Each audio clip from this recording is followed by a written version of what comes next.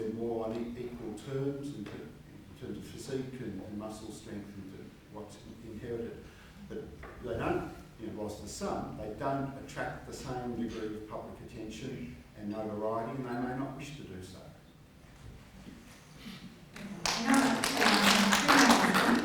One of them is, I think, directed at myself as the organiser of the panel. So there's a few questions on the same theme of why aren't there any trans people on the panel, or have we consulted with any trans students in developing, shaping this panel. So, in developing this bill, the Victorian government consulted with the trans and gender diverse communities. In 2016, they developed the bill based on a report from the Australian Human Rights Commission, which had been done in consultation with the trans and gender diverse communities. Martin Foley, in his speech introducing the bill, said that they had consulted with the following groups of people. He named a number of transgender activists. They consulted with an education working group, and they consulted with Corrections Victoria. He did not list any women's groups when he said who they had consulted with.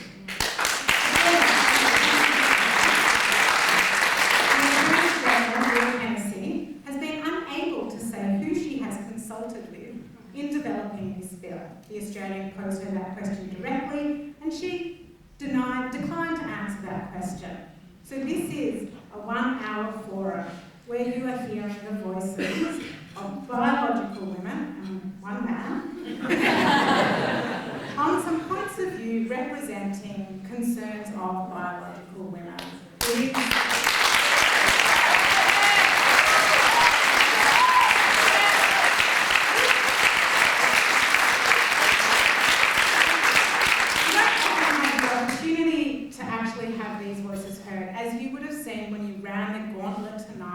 Protesters outside. People don't even want us to talk about this. So no, we do not have a trans person on this panel. We have gender non-conforming people on this panel. And we believe that it's important that these voices be heard.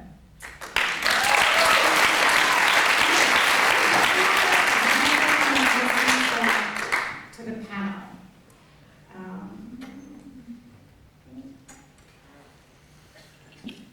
Okay, what do you think is the best way forward to repair the distressing fracture between feminists over this issue? It weakens us to be split in this way. Who wants to take that? I think we should all have a go. Yeah, I think we should. It's probably the kind of the kernel of what we've been trying to talk about. I feel very sad a lot of the time that many of my feminist friends have drunk the Kool-Aid. And so the debate has been completely distorted. And if you don't kind of go down the Kool-Aid road, then you are excluded. And I'm used to being excluded. That doesn't really particularly bother me. But what does bother me is when I'm challenged by those that I think would and could have a much deeper understanding of what's actually happening. It's not enough to throw rocks at each other. I think we've evolved to a point where we don't need to do that. Why can't we have honest discussion within our feminist principles, which is not about excluding someone because they don't follow a particular line, rather that we're able to have that debate and discussion in a way that allows us to understand what heteronormativity is actually doing in patriarchal society to all of us as women. And that's, I think, the kind of key element, and to some extent that seems to have been lost. I was challenged for coming on this panel tonight by a range of women who I consider to be friends, and some are better than others, without even asking me what I was going to be speaking about, and with very little interest about what I was going to be speaking about. But very, adamant, why are you doing that? It's a turf war. There's no such thing. Like, a turf war is something that is manufactured, and I get a each other's names leads us nowhere. What it does is it creates those divisions that then others feel unable to speak out because they're afraid of actually being kind of targeted in the same way. And I think that's really very regrettable.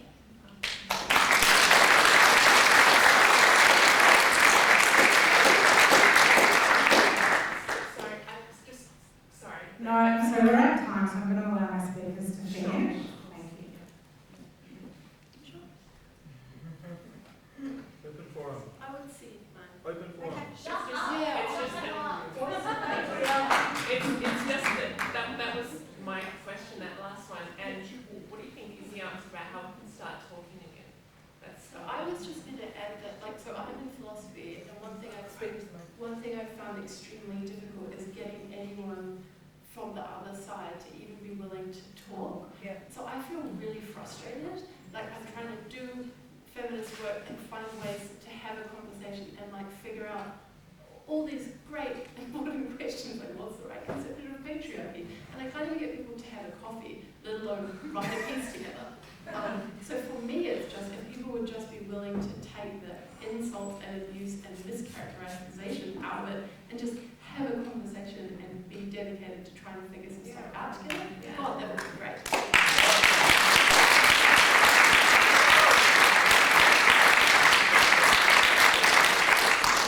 Here. In 2016, I participated in the Ethics Centre's IQ2 debate in Sydney, organised by Mardi Gras with the Ethics Centre. A lot of people got death threats in both Mardi Gras and the Ethics Centre, vilification, crank phone calls, I got some. So it was a very, very scary thing, and I was actually terrified speaking in that debate. But there was actually a genuine opening by some members of the trans community and within Mardi Gras as well to actually having that dialogue. And Peter Hindle, the trans man who spoke at that forum, Peter and I, the Sydney Morning Herald wanted us to write something, and Peter and I wanted to write something together to look at where we agreed and where our differences were and how we worked through them. The Sydney Morning Herald didn't want that. The Sydney Morning Herald wanted a polarised view. So they wanted Peter's text and my text. And even though we tried to do it in the most conciliatory way possible, and I think, working with trans men for me sometimes it's quite a different sensibility because they understand what it's like to be a woman.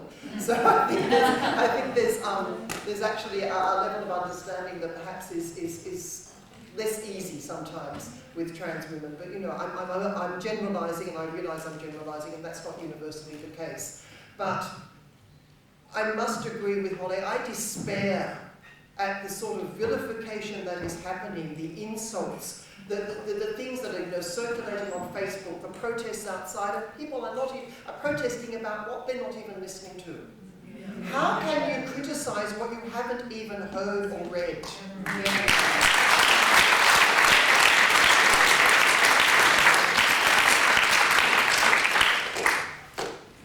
You might have gathered that I'm a little bit the odd person out.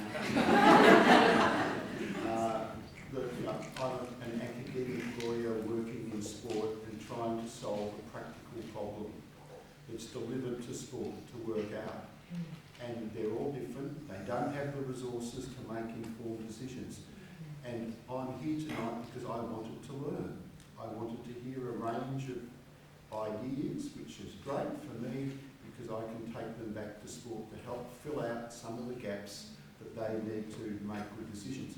I sense a great deal of goodwill in sport towards being welcoming to transgender people, to providing opportunities, but they also have to provide for women and their sporting activities, and how you strike the balance in a way which is desirable. And not everybody's going to get exactly what they want, but the more informed, the more engaging, and I endorse what my colleagues here have said about listening to others, then we'll get better results.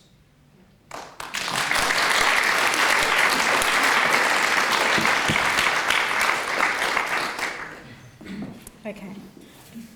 I'm going to say some thank yous. We'll do claps for everyone at the end.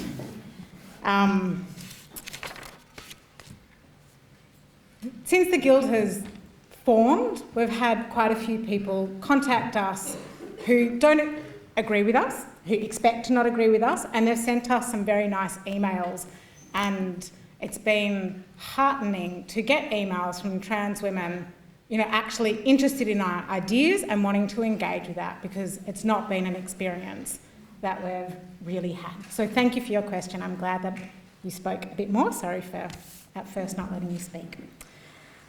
So the thank yous. Thank you very much to our speakers for agreeing to put their names to an issue which is not easy, and, you know, dealing with the union saying that this event was terrible and would make people unsafe and students, etc. Thank you very much for your time and intellect. Thank you to the members of Parliament who have attended tonight and who have an interest in the issue, and the members of Parliament who also agreed to meet with us. We appreciate your voices in Parliament. Thank you to the protesters for coming and making sure that we got lots of media interest in the issue. Thank you very much to Melbourne University for hosting this event. You know, one of the issues that women's group overseas have faced is that they try to have these types of events and venues cancel on them. Melbourne University has recently released a revised freedom of speech policy, and they were resolute in having the event here, and it's just been fantastic. It's been very easy for the Guild to have the event. The university has really helped us with this, and we really, really, really appreciate that.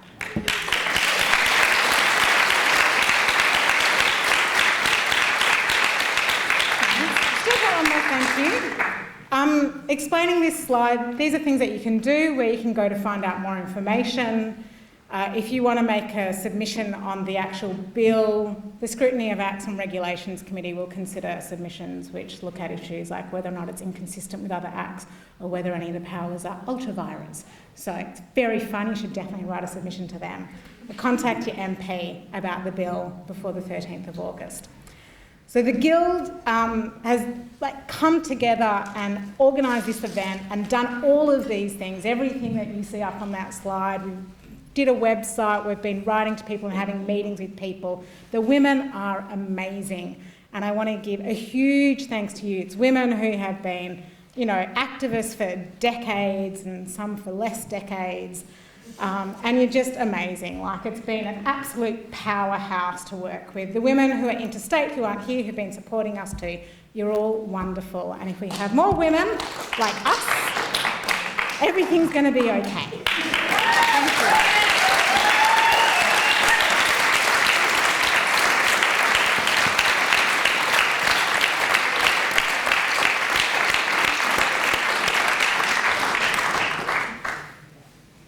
Thank you. Thank you.